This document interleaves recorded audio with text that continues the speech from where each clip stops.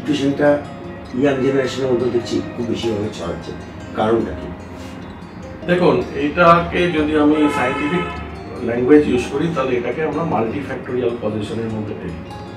এই মাল্টিফ্যাক্টোরিয়াল পজিশনের মধ্যে সবচেয়ে গুরুত্বপূর্ণ যে ফ্যাক্টরটা সেটা হচ্ছে যে ইয়ং জেনারেশনের ডেফিনেশনটা আমরা কি বলবো, আমরা কি অ্যাডোলসেন্ট অনওয়ার্ডস যদি আমি বলি তাহলে অ্যাডোলসেন্ট এজ গ্রুপ এবং ইয়ং অ্যাডাল্ট এজ গ্রুপ, যেটা ধরুন ছেলেদের ক্ষেত্রে 14 টু অনওয়ার্ডস যে অ্যাডোলসেন্ট এবং মেয়েদের ক্ষেত্রে 9 to 11 অনওয়ার্ডস যে অ্যাডোলসেন্টের ব্যাপারটা, এই সময় থেকে তার পারিপার্শ্বিক, তার পারিবারিক এবং তার সামাজিক পরিসরে সে কী ধরনের সমস্যা, কী ধরনের লাইফস্টাইলের মধ্যে দিয়ে যাচ্ছে, এটা কিন্তু একটা বড় ফ্যাক্টর। এবং এর ক্ষেত্রে সবচেয়ে বেশি গুরুত্বপূর্ণ যেটা হয় সেটা হচ্ছে যে ফ্যামিলি এখন আস্তে আস্তে নিউক্লিয়ার ফ্যামিলি হয়ে গেছে। এই নিউক্লিয়ার ফ্যামিলি এবং অন্যদিকে স্কুলের যে পরিবেশ, সেই স্কুলের পরিবেশটা কিন্তু ক্রমশ এক্সেসিভ কম্পিটিটিভ হয়ে যাচ্ছে। তাহলে একদিকে যে সাপোর্ট, যেটা আগেকার দিনে ফ্যামিলির সাপোর্টটা পাওয়া যেত, একটা জয়েন্ট ফ্যামিলি বা একটা কম্বাইন্ড ফ্যামিলি, এবং সবচেয়ে বড় কথা যে একটা যে কোনো পাড়া বা যে কোনো একটা লোকালিটিতে মানুষের মধ্যে যে ইন্টারাকশনটা হতো, ফিজিক্যাল ইন্টারাকশনের যে ব্যাপারটা হতো, সেই ইন্টারাকশন এখন প্রায় লুপ্ত। এখন বেশিরভাগটাই হচ্ছে আমরা স্মার্টফোন এবং অন্যান্য ইলেকট্রনিক গ্যাজেটসের ওপর ডিপেন্ডেন্ট হয়ে গেছি। আমরা নিজেদের মধ্যেই পরিবারের মধ্যে হয়তো ইন্টারাকশন অতটা করে উঠছি না যেটা আগে ভাবাই যেত না। এই যে একটা ফিজিক্যাল ইন্টারাকশনের অভাব, ফলে যে কোনো জিনিসের একটা ফ্রাস্ট্রেশন টলারেন্সটাকে এইটা কমিয়ে দিচ্ছে। ফ্রাস্ট্রেশন টলারেন্স মানে কি?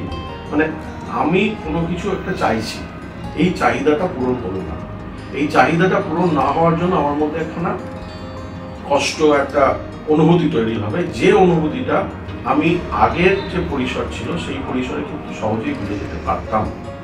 কিন্তু এখনকার পরিসরে সেই কষ্টটা আমাকে নিজেকেই ভুলতে চেষ্টা করতে হচ্ছে, এবং সেই ভোলাটা এতটাই ভার্চুয়াল জিনিসের উপর ডিপেন্ড করে আমায় ভুলতে হচ্ছে যে আমি সেই কষ্টটা কিন্তু অ্যাকচুয়ালি ভুলে উঠতে পারছি না। তাহলে এটা কি দাঁড়ালো? এটা একটা সাপ্রেসড ইমোশন তৈরি করছে, এবং যে সাপ্রেসড ইমোশনটা আমার ফ্রাস্ট্রেশনের জন্য যে ইমোশনটা, সেটা কিন্তু তার কোনো রিলিজ হলো না। এবং ফ্রয়েডীয় তত্ত্বে যত এরকম রিলিজ না হওয়া ইমোশন আমাদের জমবে, তত আমরা ভালনারেবল হব। এবার এই অ্যাডোলসেন্ট এজ গ্রুপ থেকে আমরা ভালনারেবল হতে থাকছি, এবং যখন আমরা ইয়ং অ্যাডাল্ট হচ্ছি তখন আমাদের সামনে একটা অনিশ্চিত ভবিষ্যৎ, যেখানে আমাকে পারফর্ম আর পেরিশের মধ্যে দিয়ে যেতে হচ্ছে। সেখানে আমাদের পারফরমেন্সটাই শেষ কথা, অথচ আমি পারফর্ম করার মতো মানসিকভাবে হয়তো অতটা সক্ষম নই। এই যে কনফ্লিক্ট, এই কনফ্লিক্ট, তার সঙ্গে ব্যাকগ্রাউন্ডে আমার ভালনারেবিলিটি, এই সমস্ত কিছু একসাথে নিয়ে আমাদের এই ইয়ং জেনারেশনকে ডিপ্রেশনের দিকে নিয়ে যাচ্ছে।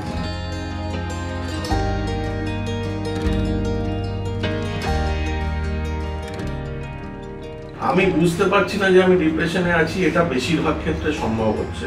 কারণ হচ্ছে যে আমার সেই বই যে বললাম যে মানসিক সুস্থতা, মানসিক স্বাস্থ্য সম্বন্ধে ওভারঅল অ্যাওয়ারনেসটা এখনো আমাদের সমাজে অতটা নয়, যেটা আমাকে মনে করাবে যে হ্যাঁ, এটার জন্য আমার ডাক্তারের কাছে যাওয়া দরকার বা কারোর পরামর্শ নেওয়া উচিত।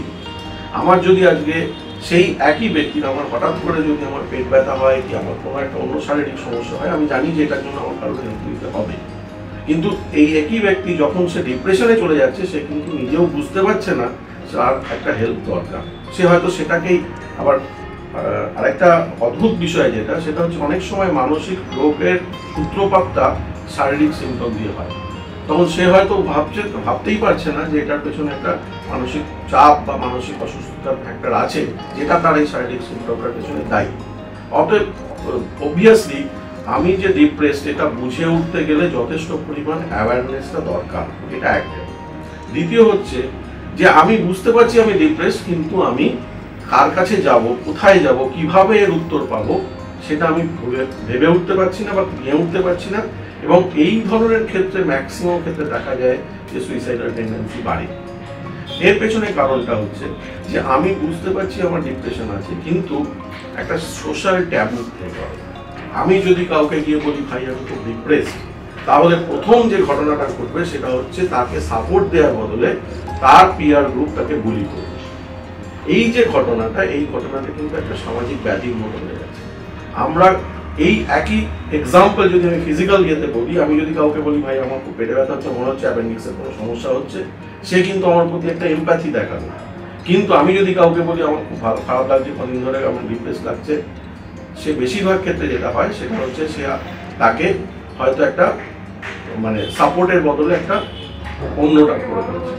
এই যে একটা ভয়, এই যে একটা সামাজিকভাবে আইসোলেটেড হয়ে যাওয়ার ভয়, এই ভয়টা এত বেশি করে প্লে করে, তার জন্য যারা বুঝে উঠতে পারছে যে তার ডিপ্রেশন আছে কিন্তু সে সেই জায়গায় তার উপায় কি, তার কোথায় যাওয়া উচিত সেগুলো বুঝে মানে ভেবে পারছেন। আর একটা ঘটনা যেটা ঘটে সেটা হচ্ছে যে সে হয়তো বুঝতে পারছে যে তার ডাক্তারের কাছে যাওয়া দরকার, কিন্তু এই যে সোশ্যাল ট্যাবু, যে আমি একজন সাইকিয়াট্রিস্টের কাছে যাচ্ছি, সাইকিয়াট্রিস্টের কাছে যাচ্ছি মানেই আমি সমাজের চোখে একটা খুব গর্হিত অপরাধী হয়ে গেল, যে আমি বোধহয় আর সমাজে স্বাভাবিক জীবনযাপন করতে পারবো না। এই যে একটা দায়, এই যে একটা মানে একটা দায় চেপে যাচ্ছে আমার ওপর, যেহেতু আমি একটা হেল্পের জন্য যাচ্ছি, এই দায়টাকে ওভারকাম করার মতো মানসিক শক্তি সেই সময় তাদের থাকে না, এবং তাদের পারিপার্শ্বিকে যারা আছে, বিশেষ করে তাদের গার্জেন বা তাদের বন্ধু বান্ধব যারা আছে, তাদের পক্ষেও এই সাপোর্টটা দেওয়া হয়ে ওঠে না সবসময়, তারাও সেই একই সমস্যার শিকার হয়ে যাবে। এই জন্য দুর্ভাগ্যজনকভাবে আমরা বেশ কিছু ইয়ং অ্যাডাল্ট সুইসাইডাল টেন্ডেন্সির জন্য এবং কমপ্লিটেড সুইসাইডের জন্য আমরা কিন্তু লুজ করছি। ডিপ্রেশনের ক্ষেত্রে ডিপ্রেশন কিন্তু একটা স্পেকট্রাম, এখানে আমরা মেজর ডিপ্রেসিভ ডিসঅর্ডার